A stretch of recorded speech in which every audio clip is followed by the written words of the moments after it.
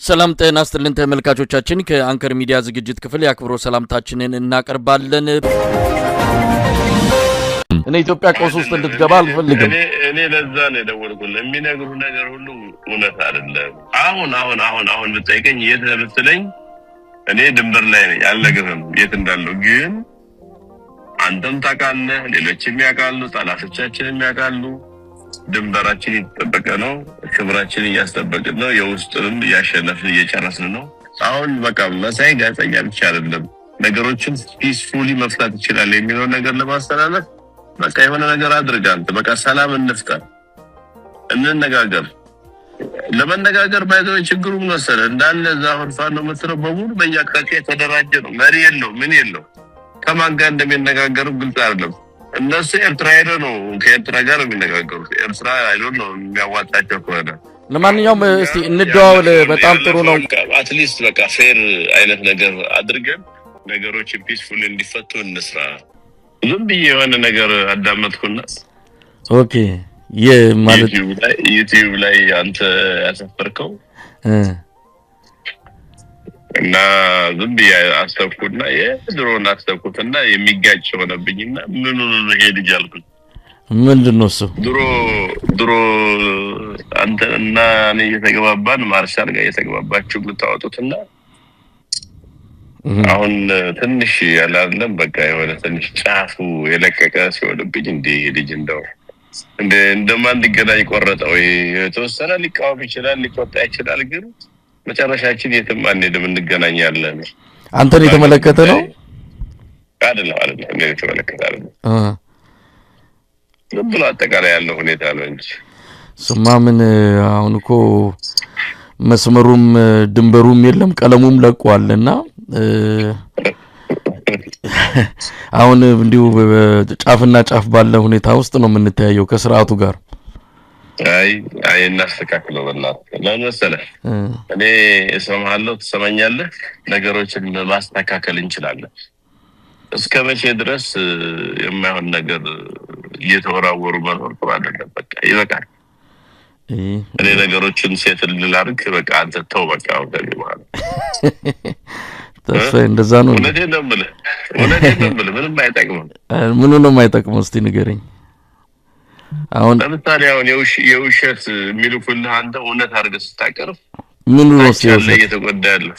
ምኑ ነው የውሸት? እስቲ እንደው የሆነ ይሄ ውሸት ነው። ለምሳሌ ኦነግ ሸኔ አሁን ዛሬ ሰማሁት ኦነግ ሸኔ የገባችው ነው ያለቀ ነው አዳበርጋ ላይ እንደዚህ ያለቀ የናል እንደዚህ ደመሰሰን የሚሉት የሌለ የውሸት ሪፖርት ነው የነገሩ። በቪዲዮ እኮ አለ እሱ ነገር በቪዲዮ አለ እኮ በቪዲዮ የተለቀቀው እዛ ሳይሆን ሌላ ቦታ ቀደም ብሎ በኦልሞስት መቼ መሰለህ ኃይለማርያም እያለ የነበረ ሁኔታ ነው። ቪዲዮ የቆየ ነው ስለማውቀው። ይሄ ግን ደበረት ብለው ይወጣው ውሸት ነው።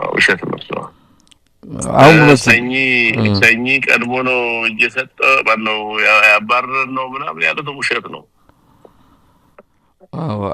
ዋናው መሰለ ተስፋዬ እውነት እንነጋገር ከተባለ አሁን ያለው ነገር እንዲሁ ዝም ብሎ አሁን ተው በማለት የሚገለጽ አይደለም። ህዝብ ከፍተኛ ህዝብ በፍጹም አሁን እኮ በተለይ ዋናዎቹ የሚባሉት ከፊት ያሉት በወታደራዊም ሆነ በሲቪል አመራር ከፊት ያሉት ሰዎች ከዚህ በኋላ ፍርድ እንጂ እኛም ሆነ ሌሎቻችንም በፍርድ እንጂ ከዚህ በኋላ ዳኝነቱ ምንም የሚለየው ከዚህ በኋላ አንድ ሰፈርም ነን ብለን አላምንም። እኔ በመከላከያ ላይ ያን የነበረኝ እምነት አሁን ተሸርሽሮ የተወሰኑ ግለሰቦች ላይ የተንጠለጠለ ተስፋ እንጂ እንደ ተቋም ተስፋ ማድረግበት አይደለም። የተወሰኑ ሰዎች አሉ ነፍስ ያላቸው ልብ ያላቸው፣ ነገር ግን አጠቃላይ የመከላከያ ሰራዊቱ ያለበት ቁመና ግን የአብይን አህመድ ዙፋን ለመጠበቅና እሱን እድሜ ለማራዘም ዋጋ እየከፈለ ያለ እንጂ ኢትዮጵያን ለመጠበቅ እንዳልሆነ ብዙ አስረጂ ነገሮች አሉ። እኔ ላንተ አልነግርም፣ ምናልባት አንተም ውስጥ ሆነ ከኔ በላይ ነገሮችን እንደምትረዳ ተስፋ አደርጋለሁ። ግን አሁን ነገሮች አልፈዋል። እኔ ደግሞ መሰለህ ነገሮችም አልፈዋል እንዳልከው አሁን ደፍር የደወልኩልህ በቃ የመጣ ያለውን ነገር ላፍረዳው ከሚል ነው። አሁን በሚዲያ የሚነግሩ ተጨባጭ እና መሬት ላይ ያለው ሪያሊቲ አንድ ስላልሆነ ሰራዊት ውስጥ የነበረው ለአንተ ያለው ከበሬታ ደግሞ የማይሆን ነገር ሲቀር ትንሽ ሚዛናዊ የሆነ ነገር ቢሆን፣ ሁለተኛ ድፍን ያለ ጥላቻ ከሚሆን ከዚህ በፊት ኦልሞስት የነበረን ድጋፍ ስለሚታወቅ ወያኔ አንፃር አሁን የተፈጠረ ነገር የለም። አንተ ደግሞ ዘረኛም አይደለህም፣ ሚዛናዊ ድጋፍ ነበር የምታደርገውና ነገሮችን በሚዛን ብትመለከታቸው። ጀነራል ተስፋዬ አሁን እኮ እውነት ለመናገር አሁን ያለንበት ስቴት ኦፍ ማንትን አስተሳሰብ አሁን ያለንበት ቁመና አሁን በምትለው ደረጃ አይደለም። እኔ አሁን ለምሳሌ ከወያኔና ከብልጽግና ብትለኝ እኔ ሁለቱን ላወዳድር የምችልበት አይደለም አሁን የደረስኩበት ድምዳሜ። እንደውም በተሻለ ወያኔ ይሻላል አንተ። ወያኔ ኢትዮጵያ ጨምድዶ ያዘ፣ ለዚህ ሁሉ መከራ በቃን ወያኔ እንደሆነ በደንብ እረዳለሁ። አትሊስት ግን ሰው ሰላም ነበረው። ከመቀሌ እስከ ሞያሌ ከጅጅጋ እስከ ወለጋ በሰላም ወጥቶ የሚገባበት ነግዶ የሚገባበት፣ ጭቆናው አለ፣ ነጻነት ማጣቱ አለ፣ ፍትህ ማጣቱ አለ። ግን በህይወት የመኖር አሁን እኮ ኢትዮጵያ ቀውስ ውስጥ ነው ያለችው። ስርዓት አልበኝነት ነው ተስፋፋው። ለዚህ ደግሞ ዋንኛ ተጠያቂው ደግሞ የስርዓቱ መዋቅር መሆኑ ይህ ምንም እውነት የአደባባይ እውነታ ነው። ጀነራል ተስፋዬ በዚህ እንኳን መከራከር የሚገባ አይመስልም። ልንገር እኔ ከኔ በላይ ስለዚች ሀገር ስላለው ጸጥታ ሁኔታ የሚያውቅ የለም። ታውቃለህ፣ እኔ ውስጥ ነው ያለሁት። የሚወራው ሁሉ ውሸት ነው። ኢትዮጵያ ሰላም ናት። በምንድን ነው እስቲ ሰላም ምንድን ነው? እሺ ውጪ አሁን ፋኖ ሰኔ ምናምን እያለ የሚያወራው ጀስት ሜኪንግ ቢዝነስ ነው። እናንተ ደግሞ እዛው ውጪ ያለውን ነገር መቀበል የለባችሁም እንዳለ። እስቲ እንዴት ነው ብላችሁ ለምን አትመጡም? እኔ ላመቻች ናና ኦን ግራውንድ ያለውን ነገር ይያደርግ። ጀነራል ተስፋዬ አሁን እርግጠኛ ነኝ መሬት ይዘን ሀቅ ይዘን ነው የምናወራው። አብዛኛውን የአማራ ክልል ወረዳ ቦታዎችን በቁጥጥሩ ስር ያደረገን ፋኖን አይን ውስጥ የሚገባ ትግል እንዳላደረገ ምን ማለት ነው? ውሸት ነው። እንደዛ አንደኛ ቁጥጥር ያደረገው የለም። እንዴት? ሁለተኛ እንደዛ ስንል የባሰ ህዝቡን ያጨረስን መሆኑን ማወቅ አለብን። ህዝቡ እኮ ወጥቷል። አሁን የትኛው ወረዳ የትኛው ቀበሌ? እኔ ላይቭ እዛ ሆኜ እደውልልሃለሁ። የት ቀበሌ ሲተመጣጣ አሁን ቋሪት በእናንተ እጅ ነው ያለው። ቋሪት እሱም የለም እኛም የለም። ቋሪት ከሆነ ሰሜን ሸዋ በርካታ ወረዳዎችን የሚያስተዳድሩት ሰሜን ሸዋ ሙሉ በሙሉ በመከላከያ ተነስ 100% ነው የምነግርህ። በየወረዳው ሰው ሰጣለሁ ከፈለክ ነው። አይ እኛም እኮ መረጃዎች አሉ። ወደዚህ ወዲህ ነገር ባንገባ ብልህ አንተ ከዚህ በፊት ሚዛናዊ ነህ። ኖ አብይ ጥሩ ነገር የምታወራ የነበርክ ኖ ትልቅ ስህተት ነው የሰራሁት። እውነት ለመናገር በህይወት የሚጸጽተኝ በአብይ የሚባልን ሰው ለአንድ ቀን መደገፌ ራሱ ትልቅ ስህተት። ምናልባት ኢትዮጵያ ላይ ኃጢአታችሁን ተናዘዙና ንስሐ ገቡ ቢባል መጀመሪያ የምናዘዘው ከዚህ ሰውዬ ጋር አንድ ቀን ቆሜ ድጋፍ የሰጠውበት ያንን ቀን ነው መረግመው። እውነቴን ነው የምልህ። ይሄ ሰውዬ በኢትዮጵያ ፖለቲካ ክስተት ላይ መምጣት ያልነበረበት ከመጣም ደግሞ ቶሎ መሸኘት የነበረበት ሰው ነበር። ግን እድል ጣፋንታችን ሆነና በዚህ ሰው አሁንም እየማቀቀን ያለንበት ሁኔታ ነው። እውነት ለመናገር በዚህ ደረጃ ነው የምረዳው። እኔ አጋንኛው ከጥላቻም ተነስቼ ሳይሆን መሬት ላይ ያለውን የህዝብ እኛ እኮ መሬት ላይ ያለን ከውቅያኖስ ማዶ ስላለን አይደለም። መሬት ላይ ያለውን እያንዳንዷን ነገር በምናነበው ልክ በተረዳንበት ልክ እኔ ኢትዮጵያ ቀውስ ውስጥ እንድትገባ አልፈልግም። እኔ ለዛ ነው የደወልኩልህ። የሚነግሩ ነገር ሁሉ እውነት አይደለም። ክሪስ ክሮስ አድርግ፣ ቼክ አድርግ። በቃ ለመሰለ ያንተ የነበረን ተሰሚነት የሚያወርዱ ነገሮች ሲነግሩ ያን እንደ እውነት አድርገህ ስትዘግብ ክብርህን ነው የሚቀንሰው። አይ ክብር እኔ እንደውም አሁን ያኔ የነበረኝ ክብር ከመንግስት ጋር ሆነን የነበረን ክብር እንደ ክብርም አልቆጥረውም። አሁን ነው ለህዝብ ለተጎዳ ለአማራ ህዝብ ለኦሮሞ ህዝብ እንደውም ያኔ ለተጎዳው ሳናስብ ከአብይ ጋር ተለጥፈን የትግራይን ህዝብ ያ ሁሉ ማት እንዲወርድበት በእርግጥ ጥፋተኛ ወያኔ ነው። ትልቁና የሚወስደው ወያኔ ህዝብ አልቋል። እውነት ለመናገር የትግራይ ህዝብ አልቋል። የትግራይ ህዝብ መሞት የሌለበት ያለቀ ህዝብ ነው።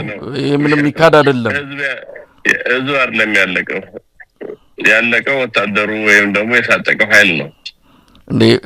ህዝብ ያልቅ ኖሮ እኮ የሁላ ህዝብ አሁን አታየው ነበር። አያው ህዝብ ሰላም አይፈልግም ነበር። ጀነራል ተስፋዬ እውነትን ለመናገር እንደው አንተም እኔ ላንተና ቅን ልቦና ላላቸው መከላከያ ውስጥ ላሉ ኢትዮጵያ የመከላከያ ሰራዊት ጥሩ እውነት ይሆናል ብለን ተስፋ ያደረግንበት አንድ ወቅት ላይ ነበረ እንደናንተን አይተን። ግን እናንተም ያው የዚሁ ሰራዊት ተባባሪ የዚሁ የአብይ አህመድ የጥፋት መንገድ ተባባሪ ነው የሆናችሁት። አንድ ቀን እናንተም ንስሐ ግቡና ይህንን ስርዓት እውነት ለመናገር መከላከያው የኢትዮጵያ ዘብ ነው መሆን ያለበት፣ የስርዓት ጠባቂ መሆን የለበትም።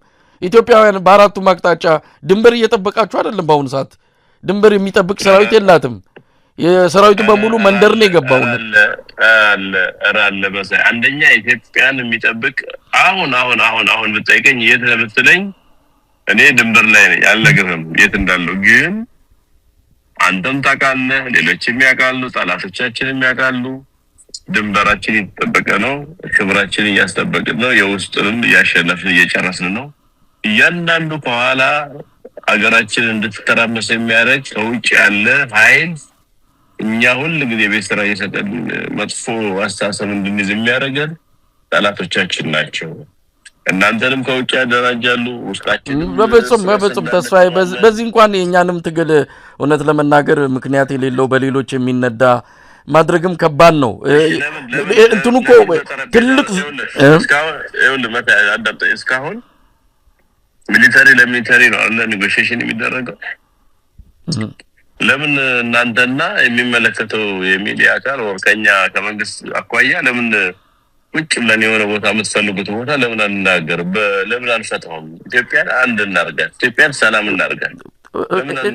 ሌላ ምን አለ? ቁልፉ እጁ ላይ ያለው ይሄ አብይ የሚባል ሰው ነው። አብይ አህመድ ከዛ ገለል ቢል እኔ አብይ አህመድ ባለበት ኢትዮጵያ አብይ አህመድ ባለበት የትኛውም ድርድር ኢትዮጵያ መፍትሄ ታገኛለች ብዬ አላምንም። ይሄ ሰውዬ ነው የኢትዮጵያ ችግር። ይሄ ሰውዬ ካልተወገደ በስተቀር በአንድም ይሁን በሌላ ከዛ ስልጣን ቦታ ዞር ካላለ ኢትዮጵያ ውስጥ ብንወያይ ብንሰለፍ ብንነጋገርም ትርፉ ድካም ነው። ይሄ ሰው እውነት ለመናገር ጤነኛም አይመስለኝም። ያ ብዙ ጊዜም እንደምንለው ጤነኛ ሰው አይደለም።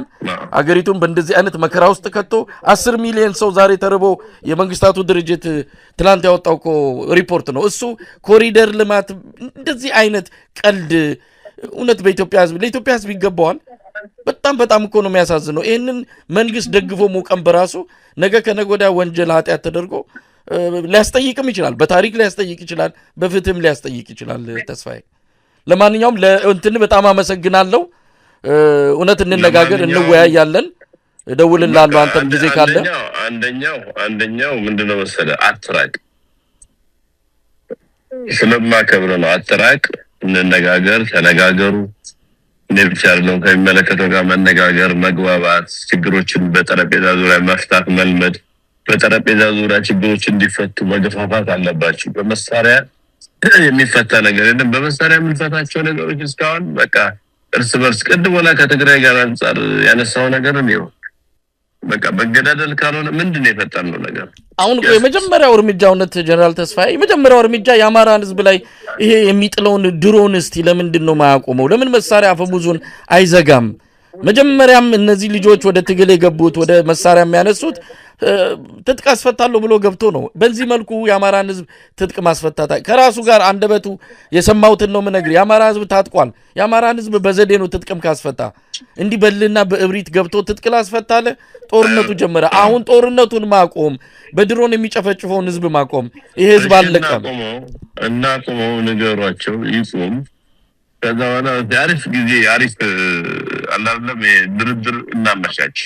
እሺ አንተ ታሪክ ስራ በቃ አሁን በቃ መሳይ ጋዜጠኛ ብቻ አይደለም ነገሮችን ፒስፉሊ መፍታት ይችላል የሚለው ነገር ለማስተላለፍ በቃ የሆነ ነገር አድርግ። አንተ በቃ ሰላም እንፍጠር፣ እንነጋገር። ለመነጋገር ባይዘው ችግሩ ምን መሰለህ እንዳለ ዛሁን ፋኖ መጥረው በሙሉ በየአቅጣጫው የተደራጀ ነው። መሪ የለው ምን የለው። ከማን ጋር እንደሚነጋገሩ ግልጽ አይደለም። እነሱ ኤርትራ ሄደው ነው ከኤርትራ ጋር የሚነጋገሩት። ኤርትራ አይዶን ነው የሚያዋጣቸው ከሆነ አይ ያው መደራጀት እሱ ጊዜ የሚፈልግ ነገር ነው።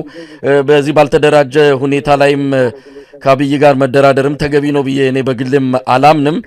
የአማራ ፋኖ የራሱን የሆነ ቅርጽ ይዞ ለመውጣት እየሰሩ ነው። ጊዜ ወስዶባቸዋል። መንገራገጭ አለ። ያ ነገር አልፎ ጠንካራ የፋኖ አደረጃጀት እንደሚመጣ ጠብቃለሁ። ግን ከምንም በላይ ያልከውን አንድ ነገር አስምረን ብንሄድ ጥሩ ነው።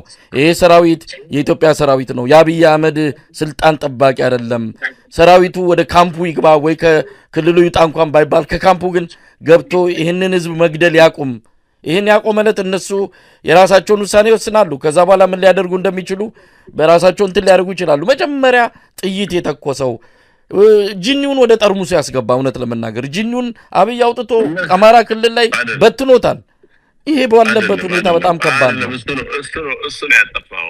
ጅኒውን ያመጣ በወልቃይት በኩል ወያኔ ራሱ በቃ ልንገርህ፣ በቃ ይሄ በመከላከያ ላይ እኮ እኛ አልተናገርንም እንጂ መከላከያ ላይ እኮ ግፍ እንዲሰራ አድርገዋል። ልክ እንደ መቀሌ አይነት ግፍ ተሰርቷል ጎጃም ላይ። ይሄን እንዲደረግ ያደረጉት የአማራ ህዝብ አያውቀው ምን አያውቀው።